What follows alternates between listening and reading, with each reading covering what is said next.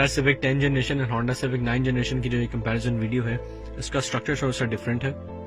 Firstly मैं आपके साथ सिविक 10 जनरेशन के exterior and interior features discuss करूंगा और उसके बाद सिविक 9 जनरेशन के जो एक्सटीरियर एंड इंटीरियर फीचर्स है उसको डिस्कस करूंगा। एंड आफ्टर दैट रिव्यू के सेकंड पार्ट में मैं पहले सिविक 10 जनरेशन को ड्राइव करूंगा और एज एन ऑनर अपने ओपिनियन शेयर करूंगा और उसके बाद सिविक 9 जनरेशन के एज एन ऑनर आपके साथ अपने ओपिनियन शेयर करूंगा। 10th जनरेशन होंडा सिविक को इंटरनेशनली 2015 में लॉन्च किया गया था, जबकि पाकिस्तान में इस गाड़ी को जुलाई 2016 में इंट्रोड्यूस करवाया गया था। अगर हम इस गाड़ी के एक्सटीरियर डिजाइन, इसके फीचर्स और इंटीरियर डिजाइन देखें तो इस गाड़ी की हर चीज बहुत कूल है और एट द मोमेंट ये कूलेस्ट लोकल असेंबल गाड़ी है, मगर एट द सेम टाइम इस गाड़ी को अपने बिल्ड क्वालिटी की वजह से कंट्रोवर्सी फेस करनी पड़ी। रिसेंटली 2019 में गाड़ी को फेसलिफ्ट किया गया है, जिसकी वजह से गाड़ी में LED headlights, LED fog lights और अलॉय व्हील्स का एक डिफरेंट डिजाइन दिया गया है। फ्रंट और रेयर बम्पर में क्रोम स्ट्रिप्स की वजह से गाड़ी के लुक एनहांस कर दी गई है। इसके साथ साथ गाड़ी में शार्क फिन एंटीना की एडिशन की गई है और जो नॉन ओरिएंट वेरिएंट है उसमें क्रूज कंट्रोल को एज अ स्टैंडर्ड फीचर कर दिया गया। Now let's see what's under the hood. यहाँ पे हमारे पास एक 1.8 लीटर इंजन है जो कि 141 हॉर्स पावर प्रोड्यूस करता है और फ्रंट व्हील्स को पावर करता है। यहाँ पे हमारे पास एक CVT ट्रांसमिशन है। गाड़ी ड्राइव करते हुए बाद में मैं आपके साथ CVT ट्रांसमिशन के एडवांटेजेस एंड डिसएडवांटेजेस शेयर करूंगा। कूल होने के साथ साथ गाड़ी बहुत एग्रेसिव भी है और मेरे ख्याल से सेगमेंट की कोई ऐसी गाड़ी नहीं है जो कि लुक्स में होंडा सिविक के साथ कम्पीट कर सके। होंडा सिविक पाकिस्तान की पहली गाड़ी है जिसमें DRLs day time running lights offer की गई थी। गाड़ी स्टार्ट करने पे DRLs ऑन हो जाती हैं और इनका बहुत शार्प होने का पर्पज है कि अगर आप किसी लो विजिबिलिटी एरिया या फिर फॉग में हो तो आपको इजीली स्पॉट किया जा सके। यूएस और बहुत से कंट्रीज में एक फेडरल रेगुलेशन है कि कार मैन्युफैक्चरर्स को DRLs as a standard feature देना है। गाड़ी की बैक लुक बहुत एग्रेसिव है और रात के वक्त ये LED लाइट्स बहुत अट्रैक्टिव लगती हैं। अगर हम साइड पे हैं तो हमारे पास 16 इंच का अलॉय व्हील है। हाउएवर ये गाड़ी अलॉय व्हील्स में नहीं है क्योंकि ओरिएंट वेरिएंट नहीं है। गाड़ी में जो कंपनी फिटेड टायर्स आते हैं उनकी क्वालिटी एक्सट्रीमली बुरी है और उनकी लाइफ हार्डली 40,000 किलोमीटर है। अगर 10 जेन और 9 जेन सिविक को डायमेंशंस में कंपेयर करें तो ये गाड़ी 2 इंच वाइडर, 3 इंच लॉन्गर और इसका wheel base around 1.2 inch longer है। हाउएवर 10 जेन सिविक साइज में तो 9 जेन सिविक से बड़ी है, मगर इनके वेट्स पे भी सेम है। गाड़ी में एक बहुत कूल फीचर है, अगर आप अनलॉक बटन को 2 दफा प्रेस करेंगे तो सारी विंडोज ओपन हो जाएंगी और फिर अगर आप गाड़ी को 2 दफा चाबी से लॉक करेंगे तो सारी विंडोज बंद हो जाएंगी। अगर हम सिविक टर्बो और स्टैंडर्ड वेरिएंट को साइड बाय साइड खड़ा करें तो कुछ चीजों को हम देख के पता लगा सकते हैं कि इन दोनों में से कौन सी गाड़ी है। फर्स्टली जो सिविक टर्बो है उसके फ्रंट ग्रिल मैट ब्लैक में आती है, जबकि जो स्टैंडर्ड वेरिएंट है उसके क्रोम में होती है। सेकेंडली टर्बो में डुअल एग्जॉस्ट आते हैं, जबकि जो स्टैंडर्ड वेरिएंट है उसमें सिंगल एग्जॉस्ट आता है। थर्डली टर्बो में क्रोम डोर हैंडल्स आते हैं, जबकि जो नॉर्मल वन है उसमें बॉडी कलर्ड वन। इंटीरियर में जो चीज सबसे पहले डिस्टिंग्विश करने में हेल्प करती है वो पैडल शिफ्टर्स हैं। सेकेंडली रेयर इंटेनमेंट स्क्रीन दी जाती है जो कि 1.8 में नहीं है। गाड़ी की ग्राउंड क्लियरेंस 153 mm है और अगर गाड़ी लोडेड हो तो गाड़ी स्पीड ब्रेकर्स पे हिट करती है। अगर हम ट्रंक कैपेसिटी की बात करें तो वो कॉम्प्रोमाइज फील होती है, जैसे कि इसकी ट्रंक कैपेसिटी 355 लीटर्स है जबकि करोला की 470 लीटर्स है। गाड़ी का ट्रंक इंटरनली कार्पेटेड नहीं है और ये वन ऑफ द रीजन है कि गाड़ी की पुअर साउंड प्रूफिंग है। ओरियल सिविक में कीलेस इग्निशन सिस्टम दिया गया है and this is how the key looks. However जो नॉन ओरिएंट वेरिएंट है उसमें 9 जेन सिविक की तरह जैकनाइफ की दी गई है। इंटीरियर में एंटर होने के बाद चीज आप सबसे पहले फील करेंगे वो ये है कि ड्राइविंग पोस्चर बहुत अमेजिंग है। सीट्स आपको बहुत अच्छी तरीके से ग्रिप करती हैं और आप कैबिन के अंदर बहुत कॉन्फिडेंट फील करते हैं। गाड़ी की इंटीरियर की एक बहुत प्रीमियम लुक है और अपने कंपेटिटर्स में ये एक स्टेप अहेड है। गाड़ी का सेंट्रल कंसोल बहुत ह्यूज है जो कि कंफर्ट लेवल को इंक्रीज करने के साथ साथ एक्सट्रीमली प्रैक्टिकल भी है, क्योंकि इसकी वजह से गाड़ी में स्टोरेज स्पेस ज्यादा हो जाती है और 2 कप होल्डर्स का ऑप्शन ऐड हो जाती है। ये एरिया इस गाड़ी के सेगमेंट में इवन इंटरेस्टिंग और यूनिक है, जैसे कि कन्वेंशनल हैंड ब्रेक को रिप्लेस कर दिया गया इलेक्ट्रॉनिक हैंड ब्रेक से, जो कि ज्यादा कन्वीनियंट है। इस गाड़ी के सेगमेंट में ब्रेक होल्ड की प्रेजेंस एक बहुत यूनिक फीचर है जो कि बहुत यूजफुल और कन्वीनियंट है। इसका पर्पज ये है कि अगर आप किसी सिग्नल या फिर स्टॉप पे गाड़ी खड़ी करना चाहते हैं तो आपको ब्रेक पेडल प्रेस करने की जरूरत नहीं है। आप ब्रेक होल्ड दबाएंगे तो गाड़ी खुद ही ब्रेक प्रेशर रिटेन करेगी और उस जगह पे खड़ी हो जाएगी और फिर आप जिस तरह गैस पेडल दबाएंगे तो गाड़ी मूव करने लग जाएगी और उसके बाद अगर आप किसी एक और जगह पे फिर से स्टॉप करेंगे तो ऑटोमेटिकली ब्रेक होल्ड अप्लाई हो जाएगा और एक एक्टिवेशन का साइन नीचे आ जाएगा। जैसे कि गाड़ी के इंटीरियर का एक बहुत इंप्रेसिव डिजाइन है तो गाड़ी में बहुत से कप होल्डर्स और स्टोरेज स्पेसेस हैं। हाउएवर गाड़ी का जो कैबिन है वो टोयोटा करोला से लेस स्पेशियस फील होता है। गाड़ी में जो कंपनी फिटेड एंड्रॉइड सिस्टम आता है उसका एंड्रॉइड वर्जन बहुत पुराना है। सेकेंडली इसमें बहुत सी इंप्रूवमेंट्स की जा सकती हैं। इंटीरियर में जो क्वालिटी यूज की गई है मटेरियल की वो बहुत अच्छी नहीं है, but at the same time ये बहुत इंफीरियर भी नहीं है।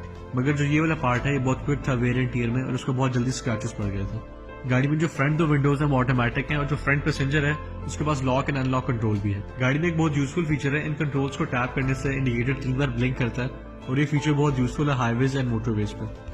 Long with telescopic steering wheel जो गाड़ी की ड्राइविंग सीट है वो एडजस्टेबल है, जिसकी वजह से हर बंदा अपने हाइट के हिसाब से अपना ड्राइविंग पोस्टर सेट कर सकता है।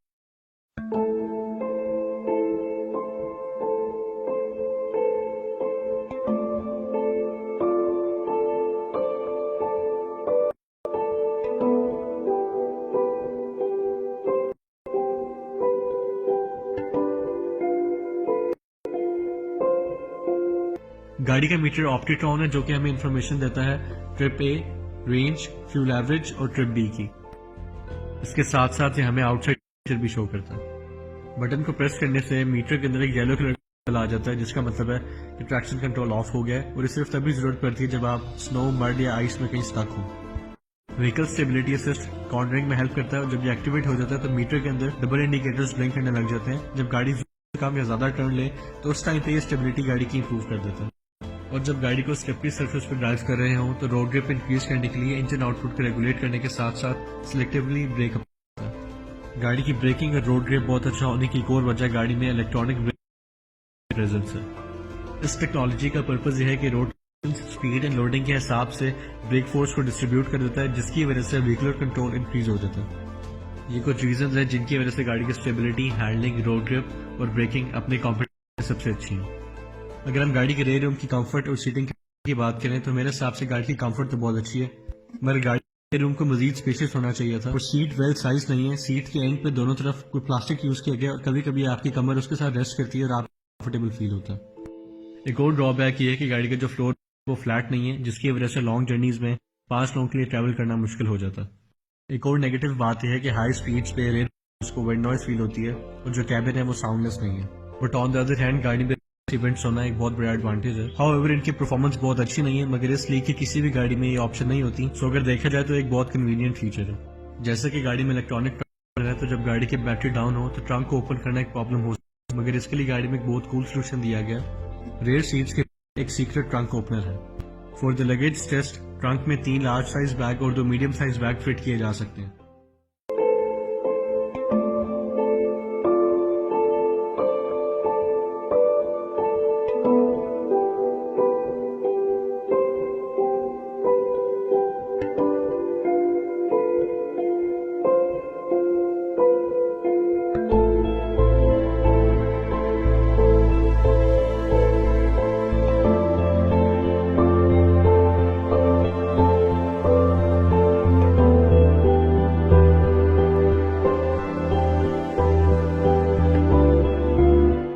सिविक की 9th जनरेशन ने सितंबर 2012 में सिविक रिबॉर्न को रिप्लेस किया था और ये गाड़ी 2016 तक प्रोडक्शन में रही थी।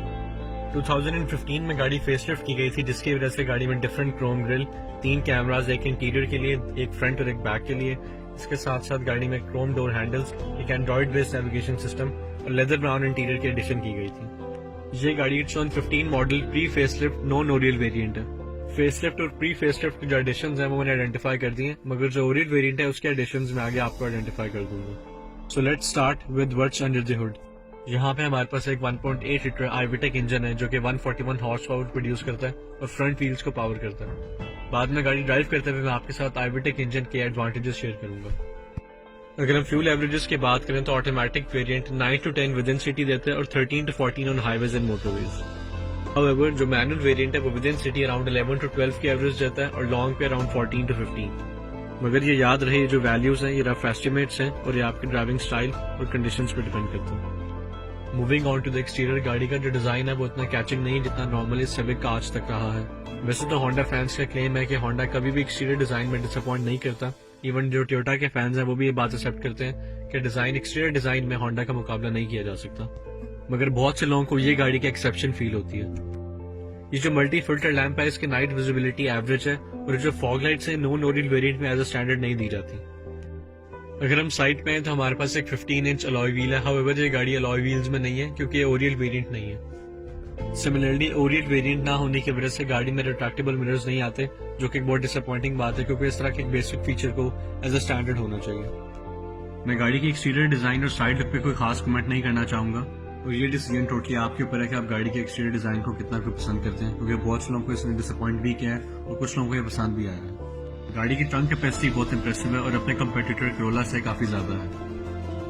गाड़ी का रिमोट सिस्टम जैक नाइफ की के साथ आता है और जब सिविक 9 जनरेशन पाकिस्तान में लॉन्च की गई थी तो ये पहली गाड़ी थी जिसमें जैक नाइफ की दी गई थी। गाड़ी का इंटीरियर ड्राइवर सेंट्रिक है और जो उसका डिज़ाइन है बहुत अमेजिंग है। बहुत से लोग प्रेजेंट 10 जन सिविक के मुकाबले में 9 जन सिविक के इंटीरियर डिज़ाइन को ज़्यादा पसंद करते हैं। गाड़ी की seating comfort, interior design, digital meter और आईमेट की वजह से एक बहुत प्रीमियम फील है। ये आईमेट outside temperature, range, fuel averages, trip A और ट्रिप बी की क्लॉक और टाइम शो करने के साथ साथ हमें बहुत सी फर्दर कस्टमाइजेशन के ऑप्शन देता है। साइड की एक और खास बात यह है कि आप गाड़ी का जौन सा दरवाजा खोलेंगे ये आपको डिस्प्ले में शो करेगा कि आपने गाड़ी का कौन सा दरवाजा ओपन किया। However on the other hand गाड़ी में कुछ नेगेटिव बातें भी हैं। ये जो टेक्सचर और मटेरियल है इस डैशबोर्ड का वो बहुत अच्छी फीलिंग नहीं देता और ये बहुत जल्दी गंदा हो जाता है। और हमेशा की तरह होंडा सिविक का जो इंफोटेनमेंट सिस्टम है वो यूजर फ्रेंडली नहीं है और बहुत आउटडेटेड है। और उसका एक मेजर इशू ये है कि ये रिवर्स कैमरा पे एक बहुत डिले के बाद जाता है। मगर ऑन द अदर हैंड गाड़ी में पॉजिटिव साइड्स भी हैं, जिस तरह का इकोनॉमी मोड गाड़ी की फ्यूल एफिशिएंसी को स्लाइटली इंक्रीज कर देता है। गाड़ी की ड्राइविंग सीट की हाइट मैनुअली एडजस्टेबल है और उसके साथ साथ गाड़ी का जो स्टीयरिंग व्हील है वो टेलीस्कोपिक है, जिसका मतलब इसे अंदर, बाहर, ऊपर और नीचे अपने हिसाब से एडजस्ट किया जा सकता है। गाड़ी में एक बहुत यूजफुल फीचर है, इन कंट्रोल्स को टैप करने से इंडिकेटर 3 बार ब्लिंक करता है और ये फीचर बहुत यूजफुल है हाईवेज एंड मोटरवेज में। होंडा सिविक की 8th और 9th जनरेशन की हैंड ब्रेक एक बहुत यूनिक स्टाइल और प्लेस है जो कि हर एक यूजर को बहुत पसंद है। ये जो ह्यूज सेंटर कंसोल है ये फ्रंट पैसेंजर्स के लिए ऐसा आर्मरेस्ट के तौर पे काम करने के साथ साथ एक अच्छी खासी स्टोरेज स्पेस भी है। इसके साथ साथ गाड़ी में मल्टीपल स्टोरेज स्पेसेस हैं और गाड़ी के रेयर में डोर्स के अलावा जो सेंटर आर्मरेस्ट है उसके अंदर भी 2 कप होल्डर्स दिए गए हैं। गाड़ी के नॉन ओरियल वेरिएंट में 7 स्पीड क्लाइमेट कंट्रोल दिया जाता है, जबकि जो ओरियल वेरिएंट है उसमें डिजिटल क्लाइमेट कंट्रोल आता है। और एक जो लास्ट डिफरेंस रह गया वो ये है कि ओरियल वेरिएंट में क्रूज कंट्रोल दिया जाता है। अगर मैं पैसेंजर कैपेसिटी की बात करूं तो फ्रंट साइड पे तो बहुत ऑप्टिमल है। अब मैं बैक साइड पे जाके चेक करता हूँ। रेयर रूम में भी गाड़ी का हेड रूम और लेग रूम बहुत ऑप्टिमल है। और एक और बहुत बड़ा प्लस पॉइंट ये है कि जो फ्लोर बेड है वो फ्लैट है, जिसकी वजह से 3 पैसेंजर आसानी से ट्रेवल कर सकते हैं लॉन्ग जर्नीज के लिए भी। सबसे पहले मैं आपके साथ एक अपना ओपिनियन शेयर करना चाहूंगा जिससे शायद बहुत से लोग डिसएग्री करें। बहुत से लोगों का ये ख्याल है कि सिविक 10 जेन की बिल्ड क्वालिटी इंतहाई बुरी है, बट मेरे हिसाब से गाड़ी की बिल्ड क्वालिटी ठीक है। हाउएवर गाड़ी में मैन्युफैक्चरिंग फॉल्ट्स तो काफी ज्यादा है, लेकिन हम मैन्युफैक्चरिंग फॉल्ट्स को बिल्ड क्वालिटी के साथ मिक्स नहीं कर सकते।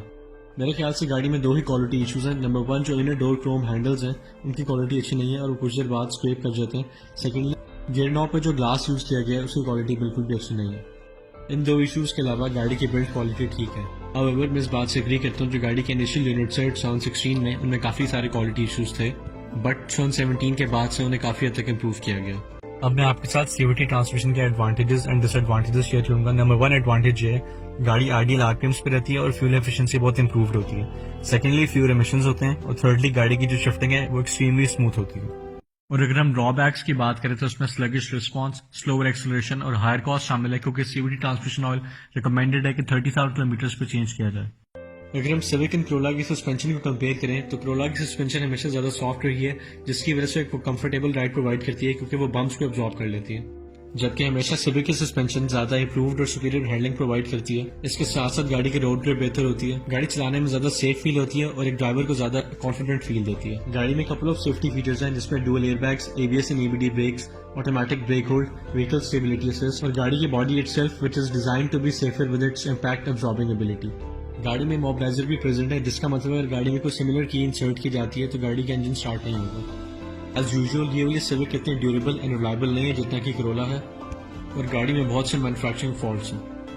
3 और चीजें हैं जो कि सिविक में मिसिंग है मगर करोला में अवेलेबल है। नंबर 1 चीज गाड़ी में रेयर पैसेंजर्स के लिए चार्जिंग सॉकेट नहीं है। सेकेंडली गाड़ी में पैडल शिफ्टर्स नहीं है और थर्डली गाड़ी के रेयर सीट्स फोल्डेबल नहीं है। सिविक की मुझे one of the most negative बात ये लगती है कि इसका जो वारंटी पीरियड है वो 2 इयर्स और 50,000 किलोमीटर के लिए सिर्फ, जबकि करोला का 3 इयर्स और 100,000 किलोमीटर के लिए। क्योंकि बहुत से लोग सिविक 10 जेन पे सिविक 9 जेन से अपडेट करके आते हैं, तो मैं एक छोटा सा कंपैरिजन इन दोनों गाड़ियों को भी करना चाहूंगा। अगर मैं 9 जेन सिविक के फेवर में बात करूं तो नंबर 1 बात यह है कि 9 जेन सिविक की पावर एंड एक्सेलरेशन 10 जेन से बेहतर है। सेकेंडली गाड़ी ज्यादा कंफर्टेबल फील होती है काफी लोगों को, जैसे कि गाड़ी के रेयर रूम में फ्लोर बेड फ्लैट है और 9 जेन में तकरीबन ना होने के बराबर मैन्युफैक्चरिंग फॉल्ट्स थे। और अगर मैं 10 जेन सिविक की फेवर में बात करूं तो गाड़ी की looks, handling, suspension, braking, stability, road grip, electronic hand brake, brake hold, rear AC vents, smart entry और एक सेफर बॉडी स्ट्रक्चर शामिल है। अगर मैं गाड़ी को ग्रेड करूं तो मेरे हिसाब से गाड़ी A+ स्कोर करती है। टू गेट एन S गाड़ी में कोई मैन्युफैक्चरिंग फॉल्ट नहीं होना चाहिए।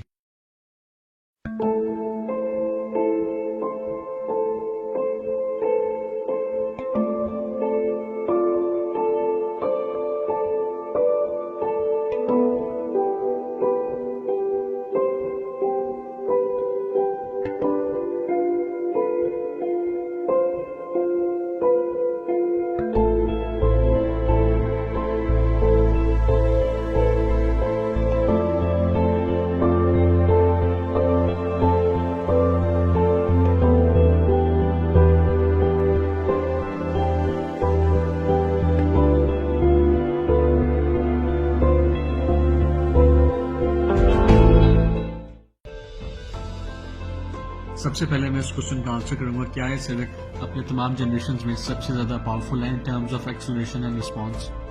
और इस क्वेश्चन को आंसर करने के लिए हमें इस गाड़ी को सिविक रीबॉर्न और जो प्रेजेंट सिविक है 10th जनरेशन उसके साथ कंपेयर करना पड़ेगा, क्योंकि यही सिर्फ दो मॉडल्स हैं जिसमें 1.8 लीटर इंजन ऑफर किया गया है। सो अगर हम हॉर्स पावर को कंपेयर करें, जो 10th जन सिविक है प्रेजेंट वो 138 हॉर्स पावर है और जो सिविक रीबॉर्न है वो 140 हॉर्स पावर है। हाउएवर ये वाली 9th जनरेशन जो है ये 141 हॉर्स पावर है।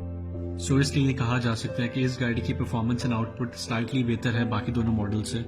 So yes, this is the most powerful civic ever. Secondly 10th जन की पावर इसलिए भी 9th जन से कम है क्योंकि उसमें CVT ट्रांसमिशन दी जाती है, जिसका एक डिसएडवांटेज है कि जब आप उसमें पेडल देते हैं तो गाड़ी थोड़ा सा लैग के बाद रिस्पॉन्स देती है। अगर मैं गाड़ी की ड्राइव क्वालिटी की बात करूं तो मेरे हिसाब से बहुत इंप्रेसिव है। ये गाड़ी एक ड्राइवर्स कार है और जो ड्राइवर है वो बहुत थॉरली इंजॉय करता है राइड को। सबसे पहले तो गाड़ी का जो पिकअप है वो बहुत अच्छा है, विदिन 10 सेकंड्स गाड़ी 0 to 100 पहुंच जाती है और जो उसका ब्रेकिंग डिस्टेंस है वो भी 38 मीटर्स है, जो कि अपने कंपेटिटर करोला से कम है, जैसे कि उसका 41 मीटर्स है। अगर मैं गाड़ी की डाउन साइड की बात करूं वाइल ड्राइविंग, तो एक प्रॉब्लम यह है कि गाड़ी के कैबिन में बहुत ज्यादा विंड नॉइज फील होती है, जिसकी वजह गाड़ी के पूरा साउंड प्रूफिंग है। और मेरे ख्याल में बिल्कुल भी ऐसी चीज नहीं है जिसपे कंपनी का बहुत ज्यादा एफर्ट करनी पड़े, जैसे कि जिसकी कंपेटिटर करोला है उसकी साउंड प्रूफिंग इस गाड़ी से बहुत बेहतर है। अगर मैं गाड़ी की सस्पेंशन की बात करूं तो मेरे ख्याल से इन टर्म्स ऑफ हैंडलिंग तो वो बहुत अच्छी है, मगर जो रोड्स पे जो बम्प होते हैं गाड़ी उसको अब्जॉर्ब नहीं करती और almost each and every bump गाड़ी में फील होता है। हाउएवर सिविक ऑनर्स को एक बात पता होती है, वो इस गाड़ी को एज अ प्लस पॉइंट लेते हैं कि गाड़ी की इंप्रूव हैंडलिंग और जो रोड ट्रिप है वो बहुत इंप्रेसिव होती है। On the other hand Toyota Corolla की जो सस्पेंशन है इससे टोटली ऑपोजिट है, उसमें आपको इंप्रूव्ड हैंडलिंग और रोड ट्रिप है वो तो नहीं मिलती, मगर जो पैसेंजर्स हैं वो बहुत कंफर्टेबल फील करते हैं क्योंकि रोड पे ईच एंड एवरी आने वाले बम्प को गाड़ी अब्जॉर्ब करती है। और ओवरऑल एक बेनिफिट ये भी है कि जो खड्डों वाली रोड्स होती हैं गाड़ी उन पर भी ड्राइव की जा सकती है और बेहतर परफॉर्म करती है। मेरे ख्याल से गाड़ी की स्टेबिलिटी में बात करना एक थोड़ा सा सेंसिटिव इशू है, क्योंकि ये जो गाड़ी है इसमें से जो सिविक है उसके लिए सबसे ज़्यादा मोस्ट रिपोर्टेड एक्सीडेंट्स हैं और इस गाड़ी के जो ऑनर्स हैं बहुत से ऑनर्स को इसकी स्टेबिलिटी के साथ प्रॉब्लम फील हुई है। कुछ लोग के ख्याल में गाड़ी के जो कंपनी फिटेड टायर्स थे, कुछ के ख्याल में टायर साइज या कुछ के ख्याल में जो स्टेबिलिटी एज अ होल है वो एक प्रॉब्लमेटिक चीज़ थी इस गाड़ी की। बट मेरे ख्याल में as per the base and the height गाड़ी की जो स्टेबिलिटी है वो एब्सोल्युटली फाइन है। और अगर आपका ओपिनियन मेरे से ऑपोजिट है तो आप मुझे कमेंट करके और रीज़न बता सकते हैं और हम ये रीज़न फाइंड आउट कर सकते हैं कि क्यों ये गाड़ी के मोस्ट रिपोर्टेड एक्सीडेंट्स हैं। गाड़ी का एक प्लस पॉइंट ये है कि जो गाड़ी की ग्राउंड क्लियरेंस है वो प्रेजेंट सिविक 10th जन और जो पिछली सिविक रीबॉर्न थी उन दोनों से ज़्यादा है और गाड़ी मोस्टली स्पीड ब्रेकर्स पे हिट नहीं करती। अगर हम गाड़ी के सेफ्टी फीचर्स की बात करें तो गाड़ी में 2 एयरबैग्स दिए जाते हैं, एक ड्राइवर साइड के लिए और एक पैसेंजर साइड के लिए। इसके अलावा गाड़ी में ABS ब्रेक्स मौजूद है। एक और यूजफुल फीचर जो कि गाड़ी को थेफ्ट से बचाता है वो गाड़ी में मोबिलाइजर की प्रेजेंस है, जिसका मतलब यह है कि अगर गाड़ी में कोई सिमिलर चाबी इंसर्ट की जाती है तो उसकी वजह से गाड़ी का इंजन स्टार्ट नहीं होगा। स्टीयरिंग व्हील में मल्टीमीडिया कंट्रोल्स के प्रेजेंस ड्राइवर की अटेंशन डाइवर्ट नहीं होने देती, सो इसलिए ये कंट्रोल्स भी एक तरह के सेफ्टी फीचर है। अगर मैं गाड़ी की इश्यूज की बात करूं तो नंबर 1 इशू जो लोगों ने फेस किया है वो गाड़ी के कैटालिटिक कन्वर्टर का है। पाकिस्तान में पुअर क्वालिटी फ्यूल होने की वजह से आफ्टर 80,000 और 1 लाख किलोमीटर के बाद गाड़ी का जो कैट है वो ब्लॉक हो जाता है और गाड़ी की परफॉर्मेंस और फ्यूल एवरेज डाउन हो जाती है। और इसका सोल्यूशन है कि गाड़ी के कैट की सर्विस करवाई जाए और ईच सर्विस 2 से 3 हज़ार रुपये कॉस्ट करती है। एक और प्रॉब्लम यह है कि जब गाड़ी थोड़ा ज़्यादा चल जाती है तो जो स्टीयरिंग व्हील की सरफेस है वो ख़राब हो जाती है और वे भी इसलिए होती है कि पाकिस्तान के वेदर कंडीशंस के हिसाब से इसका मटीरियल नहीं यूज़ किया गया। एक और प्रॉब्लम जो कि मुझे अपनी गाड़ी में आई है वो ये है कि जो गाड़ी का क्लच है वो अजीब आवाज़ें निकालने लग जाता है जब अराउंड 1 लाख किलोमीटर से ज़्यादा गाड़ी चल जाती है। अगर अब मैं गाड़ी को ग्रेड करूँ तो मेरे हिसाब से गाड़ी A ग्रेड स्कोर करती है और S ग्रेड के लिए गाड़ी में कोई मैन्युफैक्चरिंग फॉल्ट नहीं होना चाहिए था और सेकेंडली एक बेहतर लुकिंग एक्सटीरियर होना चाहिए था, स्पेशली फ्रॉम द बैक।